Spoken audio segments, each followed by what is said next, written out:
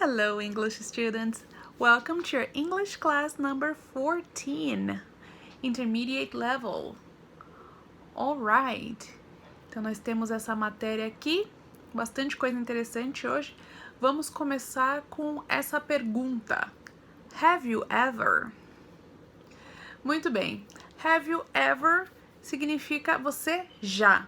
Essa pergunta é feita quando você vai fazer uma pergunta de coisas não muito comuns, né? Você não vai perguntar, você já tomou banho hoje? Você não vai perguntar com have you ever. Você vai perguntar, você já escalou uma montanha? Você já comeu comida grega? Quando você vai perguntar assim algo diferente, incomum, aí você pergunta com have you ever. Você também pode fazer uma pergunta com have you, que seja uma pergunta comum. Por exemplo, have you brushed your teeth? Né? Você escovou os dentes? Have you taken a shower? Você tomou banho? Mas isso é uma matéria para uma próxima aula. Por enquanto, vamos focar aqui no have you ever. Então, vamos dar uma lidinha. A pergunta have you ever significa você já. É utilizada para perguntarmos sobre algo que não é tão comum, como saltar de paraquedas. O verbo na pergunta sempre estará no particípio passado. A resposta curta para esta pergunta é yes, I have, sim, eu já, se eu for confirmar, ou no, I haven't. Não, né? Simplesmente não, ou se eu nunca, fica no, I have never, né? Eu nunca. Você também pode fazer perguntas simples apenas usando o ever. Retirando o ever, desculpa. Have you seen it? Você viu isso? Né? Como eu estava falando para vocês. Veja os exemplos de perguntas com ever. Então, a gente tem algumas perguntas aqui com have you ever, para vocês terem uma ideia de como elas são feitas. Então, vocês sabem que o verbo que vem a seguir tem que estar no particípio passado. Se ele for um verbo regular, ele vai ficar igual o verbo no passado, ele só é colocado o ed, tá? Se ele for um verbo irregular, aí vocês vão ver que ele vai estar diferente, tá bom? Muito bem, a primeira pergunta é have you ever traveled abroad? Né? Viajou para o exterior. Climbed a mountain. Escalado uma montanha, né? Escalou uma montanha. Tried Japanese food. Experimentou comida japonesa. Played chess, jogou xadrez. Cheated, traiu, trapaceou. Danced with a broom, dançou com uma vassoura. Held a baby, segurou um bebê. Had a conversation with a foreigner, conversou com um estrangeiro. Eaten pork's meat, comeu carne de porco. Gone to, foi para, então eu vou perguntar, você já foi para Dubai? Eu vou perguntar, have you ever been to Dubai? Ou have you ever gone to... Ok? Aí, a terceira coluna é broken a bone, né? Você já quebrou um osso? Seen the snow, viu neve. Seen the ocean, viu o mar. Bought an expensive jewel, comprou uma joia cara. Driving a car, dirigiu um carro. E a última é slept in a sleeping bag, dormiu num saco de dormir. Então, essa aí é só a sequência da pergunta, né? As perguntas teriam que começar com have you ever. Então, have you ever traveled abroad? Have you ever climbed a mountain? Have you ever tried Japanese food? Have you ever played chess? Então, se a resposta for positiva, eu vou dizer yes, I have. Se a resposta for negativa, no, I haven't ou no, I have never. Ok? Muito bem. Bem simplesinho esse aqui, né? O próximo... Slide number 3. A gente está explicando a diferença entre whether e if. É bem simples, então vamos dar uma olhadinha aqui que fica bem fácil de aprender. Ambas as palavras, whether e if, não confundam com weather de weather forecast, de tempo, tá? Esse não tem o A e ele tem um H no meio entre o W e o E. Então, são duas palavras diferentes, mas a pronúncia lembra bastante. Então, ambas palavras significam se. Mas, elas são empregadas de maneiras diversas. Vamos ver como utilizá-las. Muito bem.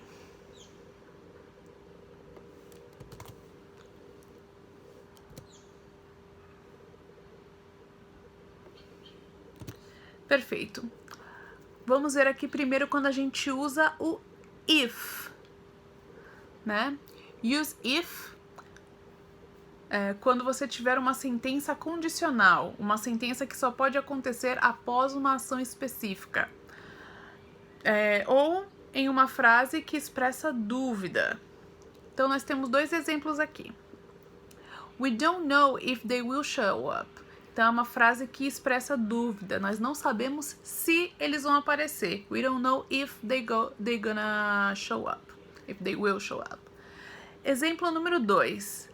I'll drink beer if there's nothing else to drink. Então, isso aqui indica uma condição, né? Eu vou fazer isso se tal coisa acontecer.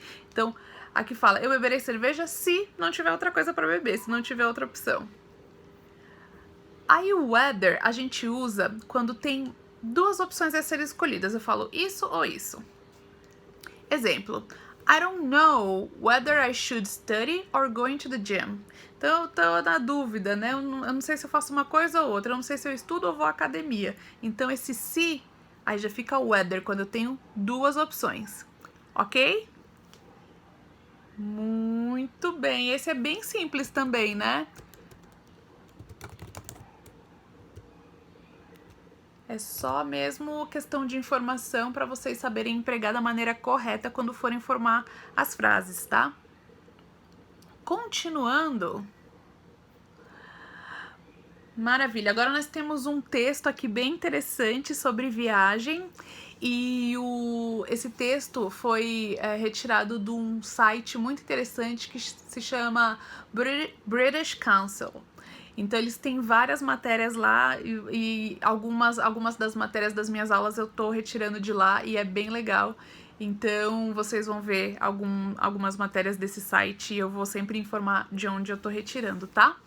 Então vamos ler esse texto aqui, acho que é o maior texto que vocês já pegaram até agora. Se preparem. Whether you're traveling to the islands or to the mountains of Thailand, you're likely to spend at least one night in its capital city on the way. Bangkok might be noisy and polluted, but it's also an exciting city with plenty of things to see and do. Why not make it a longer stay? Where to stay? The Khao San Road was a famous traveler spot, even before Leonardo DiCaprio's character in the film The Beach stayed there. But it's noisy. Not very pretty and not very Thai.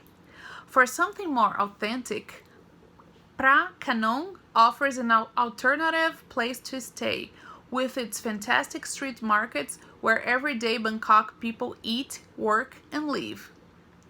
It's not as convenient for the main tourist sites, but has a SkyTrain station, so you can be at the Grand Palace in 20 minutes. Alright, continuing slide number 5, how to get around. Bangkok's traffic can be a nightmare. Sure, you can easily take a taxi if you want to spend hours stuck in traffic, but there are 2 much better ways to get around the city: to explore temples and historical sites. Catch the express boat river for the modern part of the city and the famous Chatuchak street market. The cheapest and the fastest way is SkyTrain. Where to eat? The simple answer is everywhere.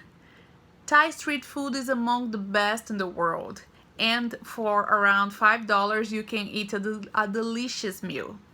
Head to Chinatown and choose whatever looks more interesting from the many excellent Chinese, Thai restaurants and food stands.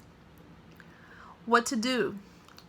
After seeing the main sites like the giant Buddha and the temple of the Wat Po, the spectacular Grand Palace, and shopped at Chatuchak Market, go to the snake farm and watch the live snake show. You can even touch a snake yourself if you want to. Alright. Okay, so that was the text about Thailand. Alright, very interesting, with some hints, some tips for people who are interested in going to Thailand. Alright, so there's another grammar. Today we'll see the use of just. How to use this word, just. Ok. A palavra just é muito útil em inglês. Como primeiro significado, ela é usada para expressar a ideia de exatamente. Então, ela é usada de várias maneiras. A gente vai falar uma por uma, tá? Então, o primeiro exemplo que a gente usa aqui é quando ele fala, quer dizer exatamente. O just no sentido de ser exato, exatamente. Example number 1. A good strong cup of coffee is just what I needed right now. Então, uma boa xícara de café forte era tudo, é exatamente o que eu preciso agora. Então, aí foi traduzido como tudo, mas pode ser também exatamente. The house was large and roomy, just right for us. A casa era grande e espaçosa, simplesmente, exatamente perfeita para nós.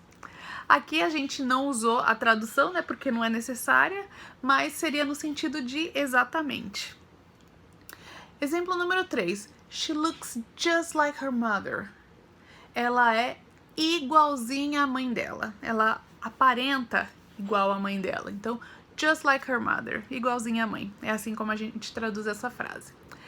O segundo exemplo é o just, quando ele indicando somente, nada mais que. Exemplo número 1. It's just a small cut. É somente, simplesmente, um pequeno corte. Example number 2. Don't be so hard on him. He's just a kid. Não seja tão brava, tão rude, tão dura com ele. É apenas uma criança. Ou somente uma criança. Can you wait just a minute? Você pode esperar somente um minuto? Só um minutinho? Alright, então esse é no sentido de somente, apenas. Moving on to slide number 7. A gente também usa para indicar algo que acabou de acontecer. Então, nós temos 3 exemplos aqui. O verbo que vem a seguir, ele tem que estar no particípio passado. I just arrived. Como arrive é um verbo regular, no passado e no particípio passado ele continua, ele só acrescenta o ed, tá? Nesse caso, acrescenta só o e. Mas os verbos, por exemplo, temos ali o be, né, que fica been, particípio passado. Então, o verbo que vem depois do just, nessas situações, ele tem que estar no particípio passado. Esses verbos vocês encontram na tabela que eu enviei para vocês na 3ª coluna. Muito bem, vamos lá. Example number 1. John just told me he's getting married. John acabou de me contar que ele vai se casar. He just told me. Example number 2. I've just been out shopping. Eu acabei de chegar das compras. Assim, se você for traduzir ao pé da letra, vai estar assim. Eu acabei de estar lá fora fazendo compras. Mas fica mais fácil você traduzir da maneira que você acabou de chegar das compras. Example number 3. We just arrived. Nós acabamos de chegar. We just arrived. Ok? Muito bem. E, finalmente, o último exemplo que nós temos aqui, quando ele dá ênfase. E ele não é traduzido, ele só vai dar ênfase à frase. Então, mais 3 exemplos. Example number 1. I just loved seeing you again. Just loved seeing you again. Amei ver você de novo. Just loved. Não traduz o just. Number 2. It is just not true. Isso não é verdade, mas eu quero enfatizar que não é verdade. It's just not true. E example number 3, it's I just wish I could believe it. Eu gostaria de poder acreditar nisso. Ok? Então, essas foram as últimas formas aqui de usar o just.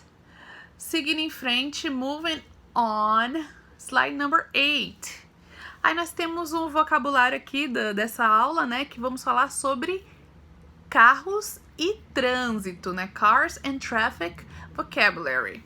Então, nós temos aqui pneu, que é tire, para-brisa, windshield, pneu furado é flat tire, porta-luvas é trunk, porta-malas é trunk, porta-luvas é glove compartment, placa é license plate, abastecer é to pump it, né, pump the car, ou to put gas, O câmbio, né, que você muda a marcha é stick. Carro manual, que esse com marcha a gente chama de shift stick car. Desculpa. Stick shift car. E claro, carro automático é automatic, né? Esse é bem fácil. Faixa de pedestre é crosswalk. Placa de pare é stop sign. Semáforo é traffic light. Pedestre é pedestrian.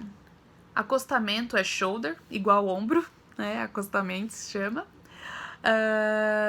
Rodovia é freeway. Rodovia mesmo é freeway.